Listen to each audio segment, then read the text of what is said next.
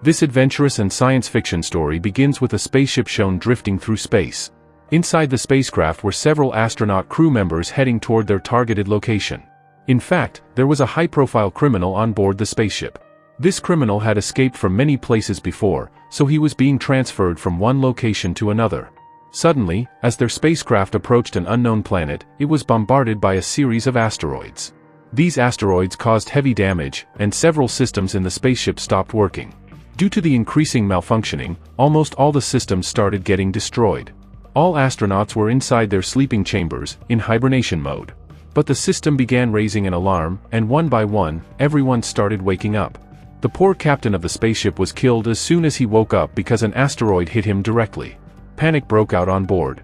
One astronaut named Carolyn started helping the others out of the escape chambers. There was also Greg, a fellow navigator, who was present there. They were all trying to regain control of the spaceship. But the ship was already trapped in the orbit of that unknown planet. When the spaceship dropped below a certain altitude, the planet's gravity started pulling it in.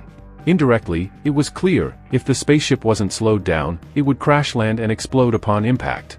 Carolyn and Greg immediately rushed to the control room, trying to perform a soft landing. But the only way a soft landing could work was through reverse acceleration. If the thrusters and engines fired in the opposite direction, the ship's speed would gradually reduce. This is the same method used to land many rockets and large spacecraft. But time was running out for Carolyn and Greg. They began throwing away heavy parts of the spaceship to make it lighter, but that strategy didn't help much. Their speed kept increasing, and they were seconds away from crashing into the planet's surface. The criminal on board was still unconscious, thankfully. Otherwise, he could have tried to escape again. After struggling for a while, the spaceship eventually crash-landed on the mysterious planet. The planet was strange and harsh. Carolyn rushed to check on Greg, who had suffered multiple injuries. The remaining survivors were trying to get out of the wreckage by any means. The criminal, who had woken up, also found a way to escape, which meant Carolyn's team would now have to track him down again. Greg was so severely injured, and there was no medical kit to treat him. So obviously, they had no choice but to leave Greg behind. As the other crew members set foot on the planet, they realized that the oxygen levels were sufficient. But when they looked up, they saw not one, but 3 suns in the sky. Due to the extreme heat, the land around them had become completely barren. There was nothing in sight for miles. They didn't even have a communication device to call for a rescue team. So for now, they would have to survive by any means necessary. But they had no idea how dangerous this planet truly was. The time ahead was going to be very difficult for them. Carolyn and the remaining survivors began moving forward, hoping to find some shelter. Not far ahead, they saw what appeared to be trees. But as they got closer, they discovered that these weren't trees at all. They were giant skeletons of massive creatures spread across the land. From this, they realized something terrifying. If the animals were this big, the predators who hunted and ate them must be even bigger. Some of the survivors were near the skeletons when the same criminal was shown resting in that very area. Now we see Carolyn and her teammates as they explore the area, moving forward carefully. In fact, they come across a base, clearly built by other humans. This means people had already been to this planet before. The place had many resources that could be useful for their survival. As Carolyn enters one of the tents, she learns more about the planet and its environment. She discovers that because of the 3 suns, there is never any darkness here. It's always bright, all the time. This is why not a single drop of water is possible here. A spaceship is also found at the site, but it isn't fully operational. First, it would have to be repaired. Now, on the other side, we're introduced to 3 other survivors, Paris, Sarah, and Zach. Paris tells them he hears someone approaching, and the 3 instantly panic. They cautiously peek outside and spot a man. In reality, they're terrified of the escaped criminal, who is now on the loose. As soon as the door opens, Sarah immediately points a gun at the man. But they soon realize that he's just another survivor, just like them. In the very next moment, someone kills that survivor. It turns out to be their own teammate Zach, who was also Sarah's boyfriend. He thought the man was trying to hurt Sarah, so he reacted on impulse and shot him dead. Since arriving on this planet, they had already lost many lives. Even though Zach didn't mean to, he had killed an innocent man. Wanting to do the right thing, he digs a large grave to bury the body. But when Zach opens the grave, he notices a strange hole inside it. The hole looks unusual, so he climbs down to take a closer look. Zach should have realized that if you're on an unknown alien planet and you find a large hole in the ground, then obviously something must have come out, or gone into, it. And if the hole is big, a large creature could be inside. Suddenly, that very creature grabs Zack and starts pulling him into the hole. Zack screams for help, but in the end, he is killed. When his girlfriend Sarah reaches the spot, all she finds is Zack's blood. She has no idea what happened or who did it. But nearby, the criminal named Riddick is spotted. The moment Sarah sees him, she assumes that he is the one who murdered Zack. But Riddick doesn't know anything about it. In fact, he was just trying to survive and leave the area. Just then, William attacks Riddick. He had heard the gunshot earlier and arrived at the scene. William knew Riddick's weakness, so he immediately removed Riddick's special goggles. Now here's the catch, Riddick had a problem, he couldn't see well in daylight.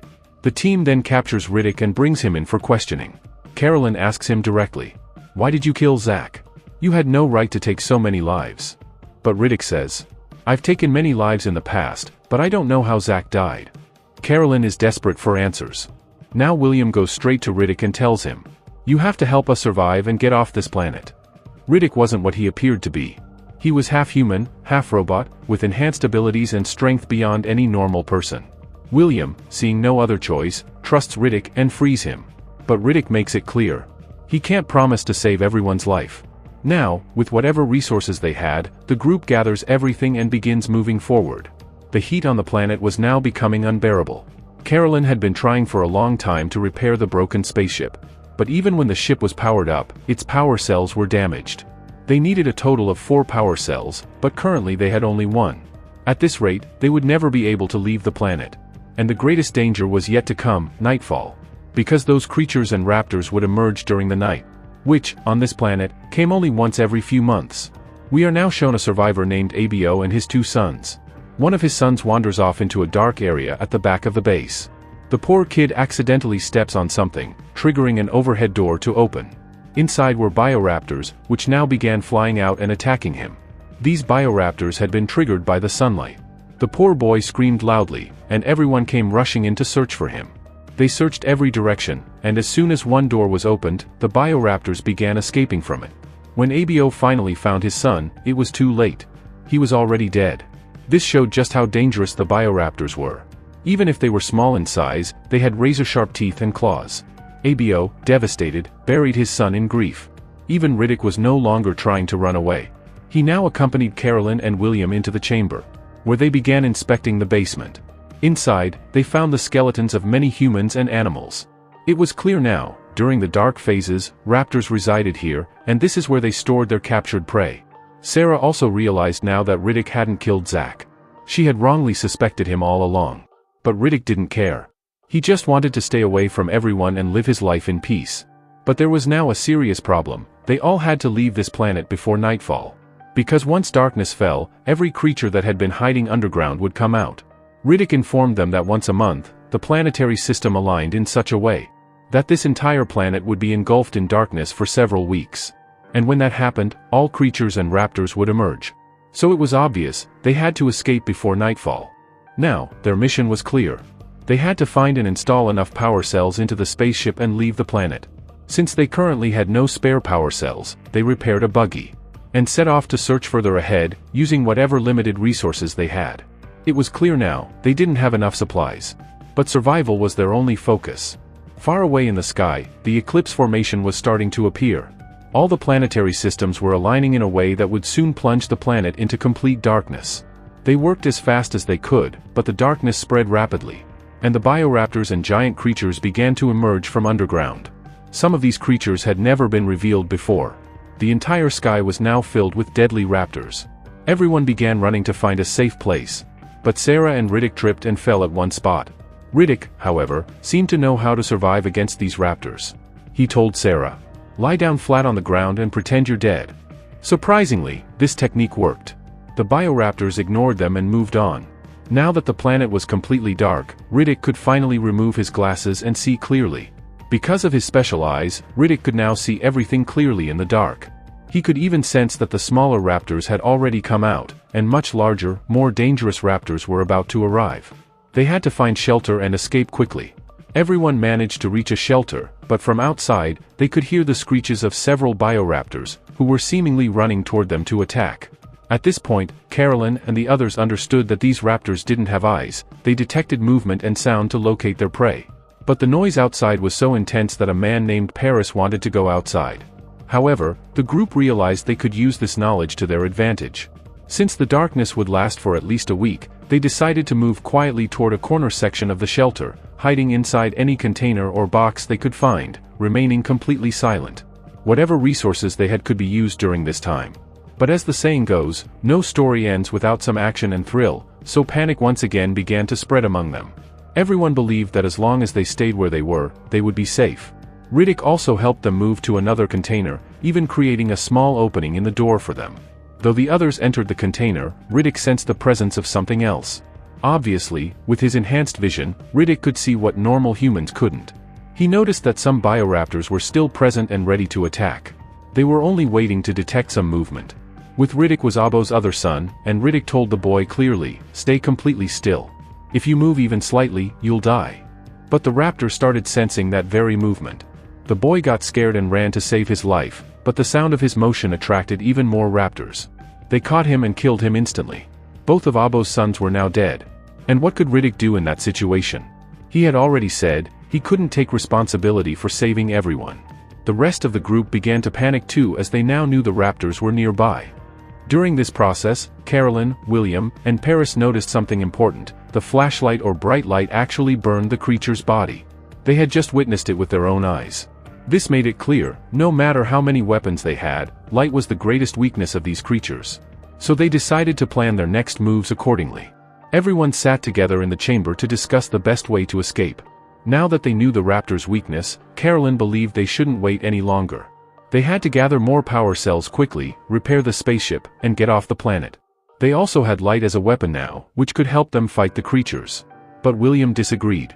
He argued that they should wait until the eclipse ends, so that natural light returns and drives the raptors back underground.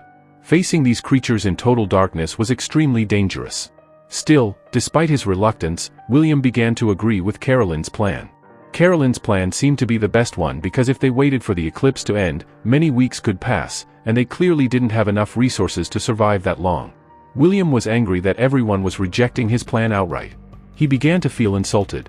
In frustration, he picked up some weapons and appeared to be heading toward Carolyn, but Riddick stopped him immediately, because as long as Riddick was around, no one could harm anyone else. He was the strongest among them. So it was decided they would follow Carolyn's plan. They all began moving slowly, with Riddick at the very front line. He could see perfectly in the dark and was guiding them, warning them whenever a bioraptor was nearby. As they moved forward cautiously, Riddick spotted a huge raptor ahead and signaled everyone to crouch down. Luckily, the raptor flew away without noticing them. Maybe it didn't hear any sound or failed to detect them. After this, Carolyn and almost every group member realized that they could trust Riddick, who was risking his life to protect theirs. Eventually, they all reached the second chamber where the power cells were kept. Using these, they could generate a lot of light. Everyone contributed to building a mechanism that would help them travel a long distance safely without getting attacked. They even managed to build glowing pipes using various power cells. These emitted neon-colored, intensely bright light, which clearly meant that even the biggest raptor wouldn't come near them. Each person was also equipped with a torchlight, which would come in handy during emergencies. They formed a formation and began moving forward with their glowing light system. They moved carefully, and so far, no raptor had attacked them. But that didn't mean raptors weren't nearby. Riddick, with his night vision eyes, could see that the area around them was surrounded by large, dangerous raptors. The only reason the creatures hadn't attacked yet was because of the strong light barrier. Otherwise, if given a chance, the raptors were strong enough to wipe them all out. They continued this way, heading toward another chamber where many more power cells were stored, and where their spaceship was also located. If they could reach there in time and install the power cells, they could board the spaceship and leave the planet. Now, Riddick and the remaining survivors were becoming more frightened. The real problem began when Riddick realized they were lost. Before coming this way, Riddick had marked a line on the ground to guide them back. But in all the chaos, that line had faded away. That meant even if they wanted to return, they had no way back. They had no choice but to keep moving forward. Riddick noticed that Jack was bleeding, and that blood would attract the bioraptors, who could smell it from far away. In fact, Riddick made a shocking revelation. Jack was not a boy but actually a girl, who had been pretending to be a boy all along. Jack felt extremely humiliated, and Carolyn came to comfort her, reminding everyone that it didn't matter whether Jack was female, she was still a human being and had every right to survive. Carolyn couldn't stand the situation anymore and told William, "Let's go back to our previous camp." But as expected, William got angry, since no one had supported his idea earlier. Now that things had gone wrong, they wanted to do what he originally suggested. But it was too late to turn back, they had to move forward, no matter what. William also started feeling some resentment toward Carolyn, but ABO was there to protect her. This was not the time for arguments or fights, Riddick reminded everyone. They had to focus and reach the second chamber, where the power cells and spaceship were located. That was their only hope of escaping the planet. They turned on whatever light-emitting devices they had and started moving again, with Riddick always leading from the front, warning them of any dangers. As they progressed, William began acting cruelly. He told Riddick that they could use Jack as bait, throw her in another direction so the creatures would chase her and give the others a chance to move forward. But Riddick completely refused. The two men's opposing beliefs led to a serious fight. William wanted to sacrifice Jack, while Riddick was determined to protect her. Their combat skills seemed equal, but Riddick had the upper hand in sheer strength, and he inflicted serious damage on William, throwing him far away. The torch in William's hand had gone out, plunging the area into complete darkness. That's when the creatures began attacking him. Though William had a gun, the number of raptors was overwhelming, and they surrounded and killed him. Riddick somehow managed to return to Carolyn and the others, telling them they needed to find the shortest route, which unfortunately went through the raptor's nest. He gathered all the power cells and lit up the area as they advanced through the dangerous terrain. Riddick had discovered a blind spot in the raptor's anatomy, located just beneath their ears. A precise strike there would kill them instantly. Quickly crossed into the mountainous region and entered the skeleton zone. Suddenly, one of the creatures thought to be dead came back to life. It grabbed Abo's eldest son by the leg and began dragging him. ABO and the others did everything they could to save him.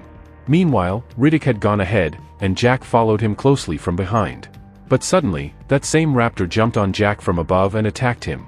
Carolyn used her torch to drive the creature away, but unfortunately, the torch broke too. Now it was uncertain what that creature would do to both of them. But right at the crucial moment, Riddick appeared, grabbed the creature by both its horns, and struck it at its blind spot, the weak point they had discovered earlier. As soon as he did that, the creature died, and everyone was saved. However, the worst news was that it had started raining at that place.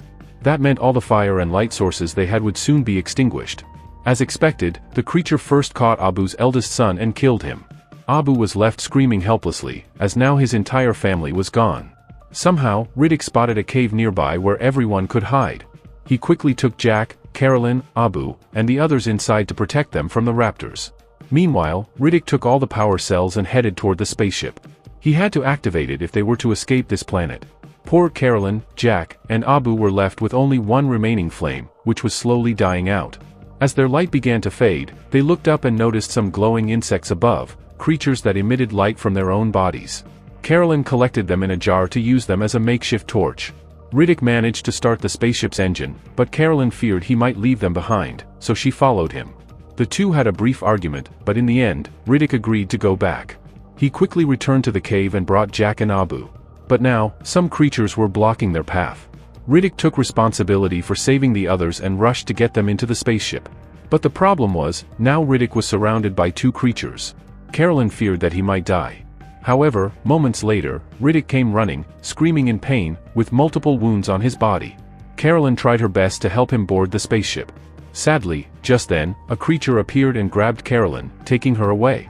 Riddick quickly got into the spaceship with Abu and Jack and started the engine. All the creatures that came in their path were burned to death. Within moments, they had escaped the planet and reached outer space. They didn't know where they were headed, but at least they were safe now. Riddick had finally found a family who would stand by him till the end. And with that, the story comes to an end.